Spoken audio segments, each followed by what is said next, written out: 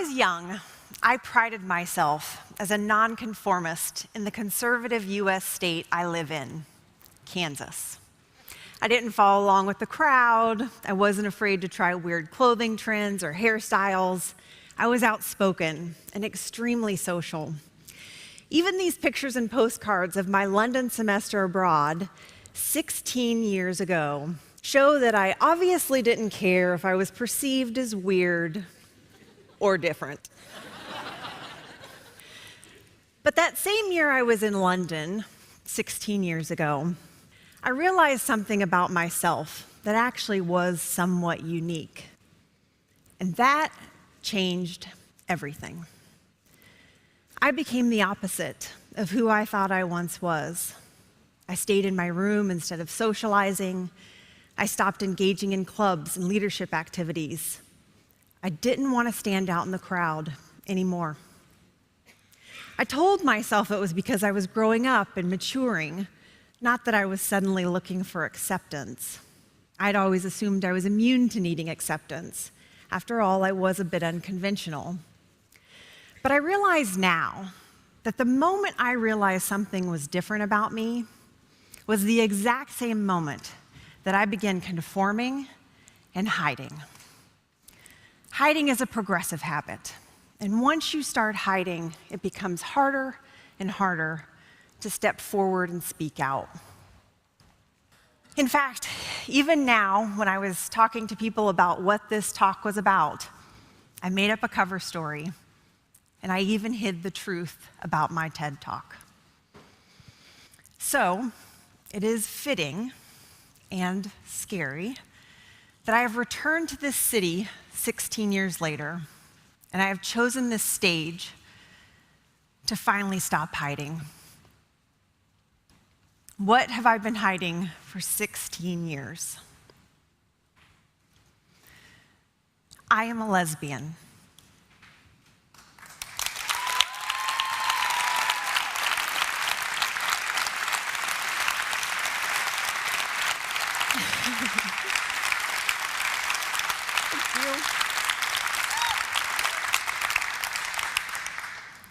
Thank you. I've struggled to say those words because I didn't want to be defined by them. Every time I would think about coming out in the past, I would think to myself, but I just want to be known as Morgana, uniquely Morgana, but not my lesbian friend Morgana or my gay coworker Morgana, just Morgana. For those of you from large metropolitan areas, this may not seem like a big deal to you. It may seem strange that I've suppressed the truth and hidden this for so long. But I was paralyzed by my fear of not being accepted. And I'm not alone, of course.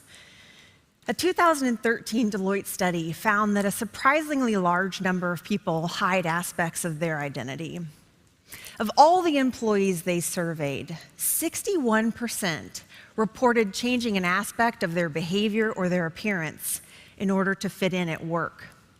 Of all the gay, lesbian, and bisexual employees, 83% admitted to changing some aspects of themselves so they would not appear at work too gay. The study found that even in companies with diversity policies and inclusion programs, employees struggle to be themselves at work because they believe conformity is critical to their long-term career advancement. And while I was surprised that so many people, just like me, waste so much energy trying to hide themselves, I was scared when I discovered that my silence has life or death consequences and long-term social repercussions. 12 years.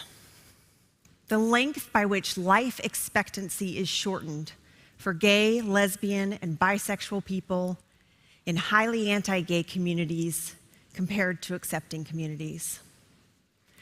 12 years reduced life expectancy. When I read that in The Advocate magazine this year, I realized I could no longer afford to keep silent. The effects of personal stress and social stigmas are a deadly combination. The study found that gays and anti-gay communities had higher rates of heart disease, violence, and suicide. What I once thought was simply a personal matter, I realized had a ripple effect that went into the workplace and out into the community for every story just like mine. My choice to hide and not share who I really am may have inadvertently contributed to this exact same environment and atmosphere of discrimination. I'd always told myself there's no reason to share that I was gay. But the idea that my silence has social consequences was really driven home this year when I missed an opportunity to change the atmosphere of discrimination in my own home state of Kansas. In February, the Kansas House of Representatives brought up a bill for vote that would have essentially allowed businesses to use religious freedom as a reason to deny gays services. A former coworker and friend of mine has a father that serves in the Kansas House of Representatives. He voted in favor of the bill, in favor of a law that would allow businesses to not serve me. How does my friend feel about lesbian, gay, bisexual, transgender, queer, and questioning people? How does her father feel? I don't know, because I was never honest with them about who I am. And that shakes me to the core. What if I had told her my story years ago? Could she have told her father my experience? Could I have ultimately helped change his vote? I will never know. And that made me realize I had done nothing to try and make a difference. How ironic that I work in human resources, a profession that works to welcome, connect, and encourage the development of employees, a profession that advocates that the diversity of society should be reflected in the workplace. And yet I have done nothing to advocate for diversity. When I came to this company 1 year ago, I thought to myself, this company has anti-discrimination policies that protect gay, lesbian, bisexual, and transgender people. Their commitment to diversity is evident through their global inclusion programs. When I walk through the doors of this company, I will finally come out. But I didn't. Instead of taking advantage of the opportunity, I did nothing.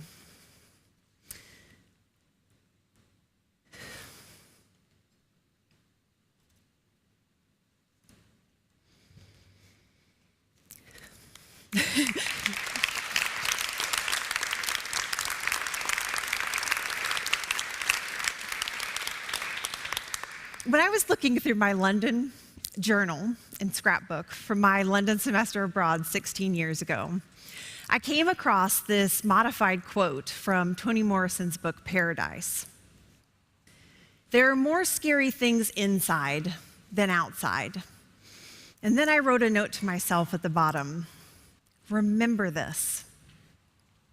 I'm sure I was trying to encourage myself to get out and explore London, but the message I missed was the need to start exploring and embracing myself.